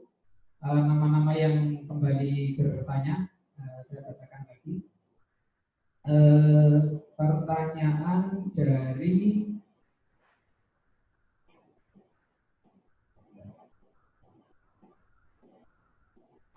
ini dari Mas Ahmad Muhsin. Di sini pertanyaan lagi, bagaimana mekanisme pendidikan dalam pemberdayaan anggota Bawaslu sehingga menjadikan anggota Bawaslu yang berintegritas dan bersih? Nah ini Pak Rifat ini. Monggo Pak Rifat.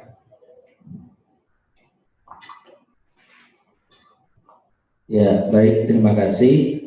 Sistem pendidikan yang kami alami begitu, atau yang kami lakukan untuk penguatan baik secara keilmuan jajaran Bawaslu maupun secara etika, kode etik atau akhlak kepengawasan, itu kita melakukan dengan beberapa metode. Yang pertama tentu ada rapat koordinasi, ada rakernis, rapat kerja teknis, dan kita juga pernah ikut bela negara di Magelang, di Rindang begitu, langsung dididik oleh Angkatan Darat waktu itu selama berapa hari Mas ya di Rindang? 4-5 hari waktu itu kita ikuti untuk menambah rasa cinta kita terhadap Negara Kesatuan Republik Indonesia dan kesungguhan kita dalam melaksanakan tugas kebawasluan itu. Itu beberapa sistem atau metode pendidikan untuk menguatkan baik secara kualitas keilmuan maupun kualitas akhlak seperti itu. Oke. Baik, langsung saja. Ini tambahan pertanyaan lagi dari Mbak Isna. Mbak Isna, pertanyaan berikutnya ini adalah bagaimana yang dimaksud dengan wewenang Bawaslu mengambil alih sementara tugas dari Bawaslu Provinsi dan atau Bawaslu Kabupaten Kota secara berjenjang jika Bawaslu Provinsi dan Bawaslu Kabupaten berhalangan sementara akibat dikenai sanksi atau akibat lainnya sesuai dengan ketentuan peraturan perundang-undangan. Mungkin bisa dijelaskan dengan contoh kasus. Maksudnya bagaimana ini Bawaslu mengambil alih tugas dan wewenang Bawaslu Provinsi atau Bawaslu Kabupaten Kota. Kaitannya dengan Bawaslu tersebut sedang diberi sanksi.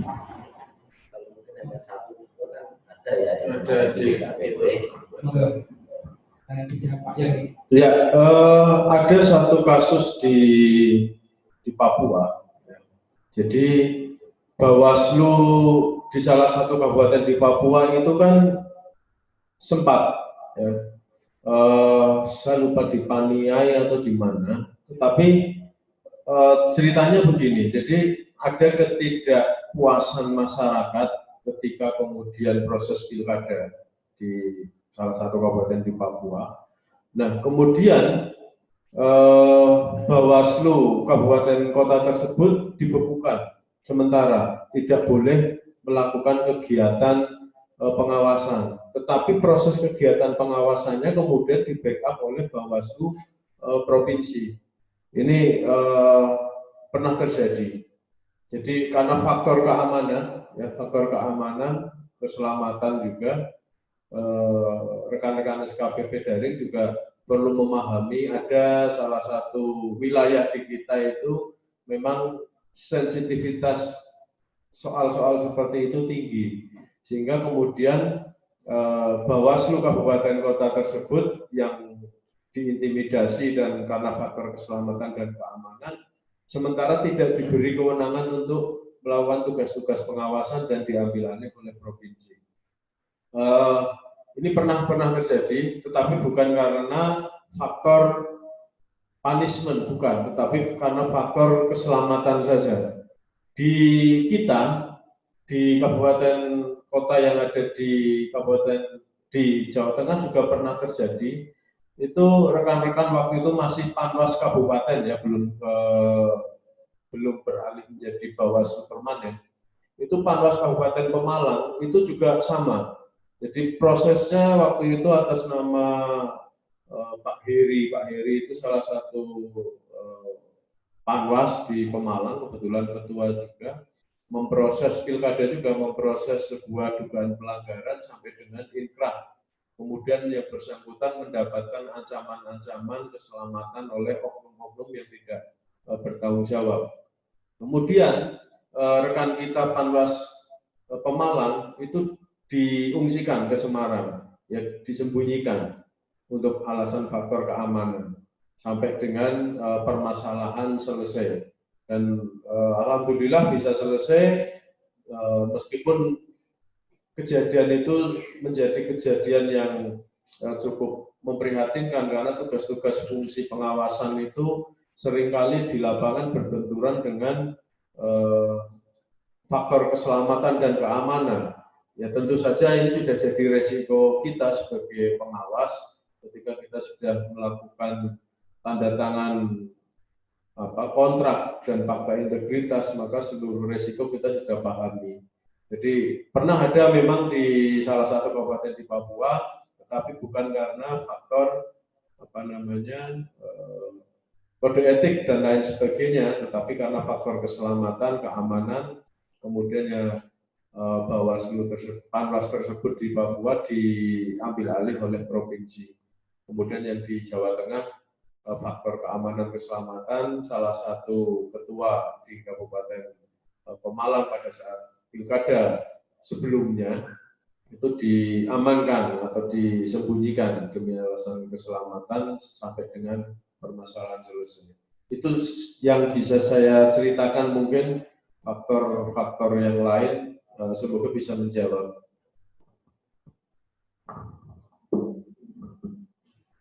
Oke, baik, terima kasih Pak Yon. Masih ada waktu ya? Ini masih ada pertanyaan. Apa lagi nih? Pertanyaan kembali dari Mas Haidar. Izin bertanya lagi Pak, namun mohon koreksi jika terdapat kesalahan opini dalam kerangka pertanyaan yang saya ajukan ini. Terkait dengan kewenangan Bawaslu terkait penanganan kasus-kasus dugaan pelanggaran pemilu atau pemilihan menjadi satu-satunya lembaga yang berhak untuk menerima laporan dan perumusan laporan hasil pengawasan. Bukankah kewenangan tersebut menjadikan Bawaslu sebagai lembaga yang seolah-olah dapat memonopoli kasus-kasus dugaan pelanggaran?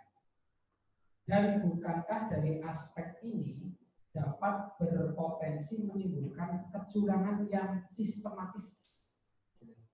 Jadi ada opini seperti itu dari Mas Haidar. Monggo, ini sinten yang menjawab.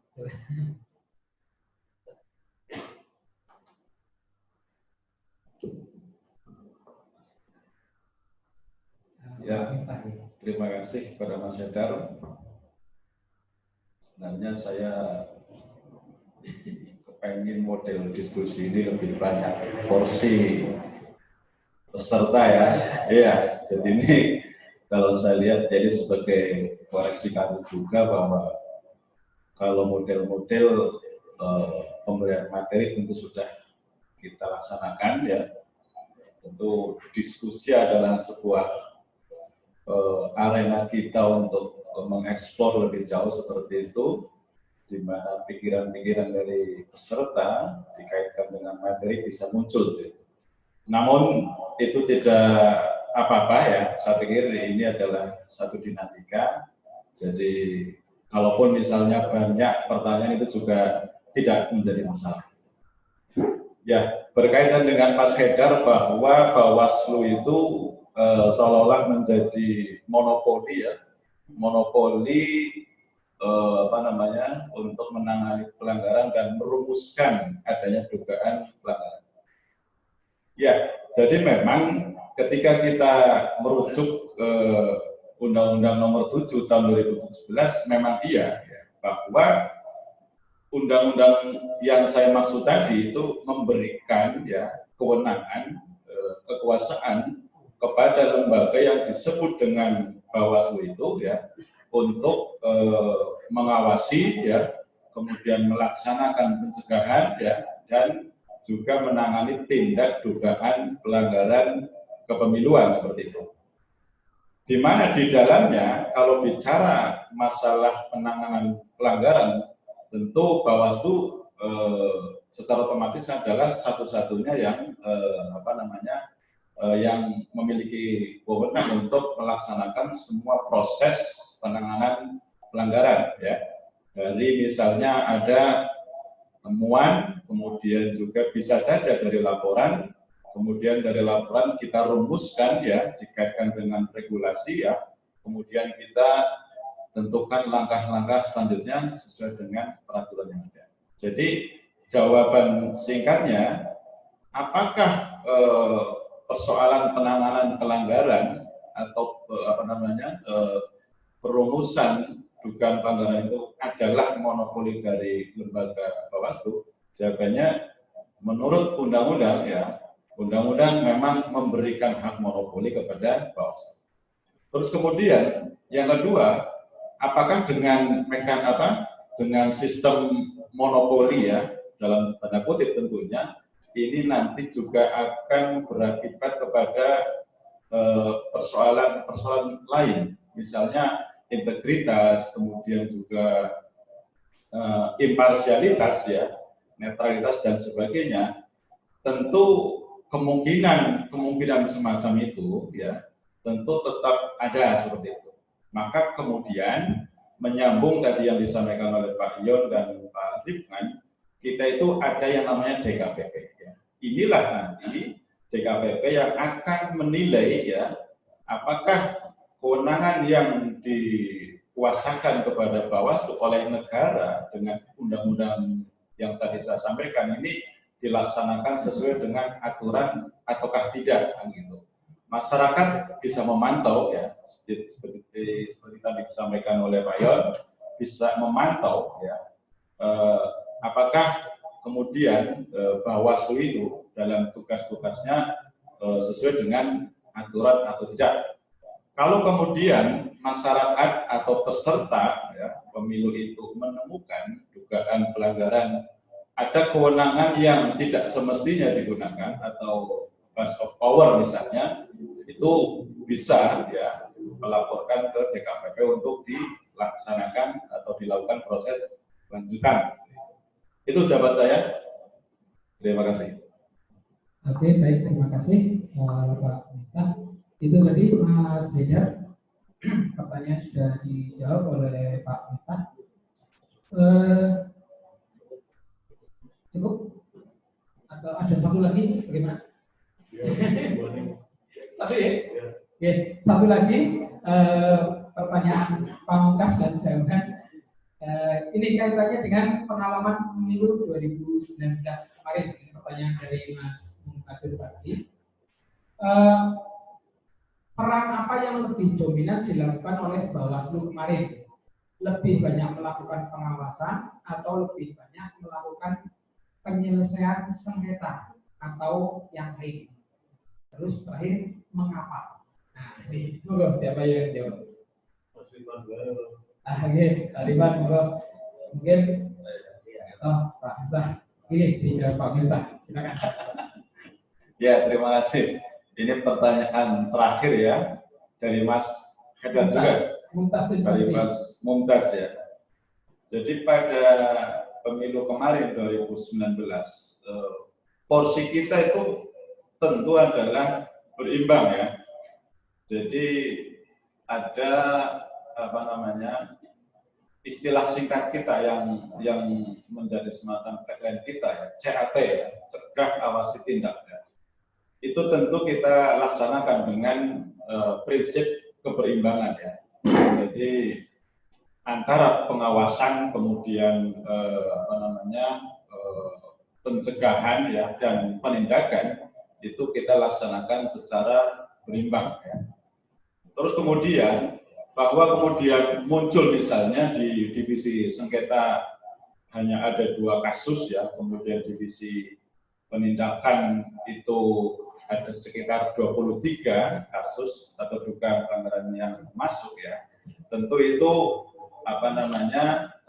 hasil dari pengawasan yang kita laksanakan, ya, di dalam proses pengawasan tentu kita sebagai pengawas petugas, prinsip kita adalah dugaan praduga tak bersalah. Jadi saya gambarkan 10 kali pengawasan ya, kita tentu tidak ada target di dalam 10 proses pengawasan itu kita memperoleh 10 dugaan sengketa atau 10 dugaan tindak pelanggaran. Tidak seperti itu. Ini berkaitan dengan prinsip keberimbangan, ya, prinsip imparsialitas kita. Ya. Kita sebagai petugas tidak ada target. Ya. Tidak ada si A harus masuk, si B harus keluar, tidak ada. Karena itu berkaitan dengan kode etik. Ya. Sehingga fungsi-fungsi kita baik itu pencegahan, baik itu pengawasan maupun penindakan ya pada prinsipnya dan pada prakteknya kita berjalan dengan prinsip imparsialitas ya, kemudian tidak ada target ya, kemudian kita tetap mengedepankan profesionalitas ya. Sesuai dengan aturan regulasi kita tegakkan ya, seperti tagline kita ya, bersama rakyat Bawaslu pemilu ya, bersama Bawaslu kita tegakkan keadilan pemilu. Jadi adil ya, adil tentu rekan-rekan semuanya sudah bisa memaknai seperti itu. Itu mungkin, terima kasih. Assalamualaikum warahmatullahi wabarakatuh. Waalaikumsalam warahmatullahi wabarakatuh. Demikian tadi pertanyaan terakhir dari Mas Tasir Badli sudah dijawab. Ini karena waktu juga sudah habis, sudah masuk waktu sholat zuhur, mungkin akan kita akhiri. Mungkin closing statement dari pemateri utama Pak Irfan Muhajirin untuk menyampaikan pesan saran atau apa kepada peserta. Baik, terima kasih. Closing statementnya, teruslah semangat dalam belajar untuk mencapai cita-cita dan sangat menarik menjadi penyelenggara pemilu. Maka jangan segan di periode selanjutnya untuk ikut serta menjadi keluarga besar Bawaslu, bisa menjadi jajaran Bawaslu maupun di jajaran KPU. Terima kasih. Terima kasih kepada Pak Irfan Muhajirin. Terima kasih kami sampaikan kepada Bapak Ketua Bawaslu Kabupaten Banyumas yang telah membersamai kita pada diskusi sesi 1 kesempatan hari ini. Terima kasih pada Pak Daryono yang juga sudah menyampaikan ilmunya, jawaban-jawaban terhadap pertanyaan tadi dari rekan-rekan sahabat Bawaslu, dan tentunya pada pemateri utama bahwa Bapak Irfan Muhajirin. Terima kasih kepada sahabat-sahabat Bawaslu peserta diskusi dari SKPP Kabupaten Banyumas. Saya Tunggu Kasyanto selaku moderator. Mohon maaf jika ada kekeliruan dalam memandu diskusi pada siang hari ini, pagi sampai siang hari ini ya.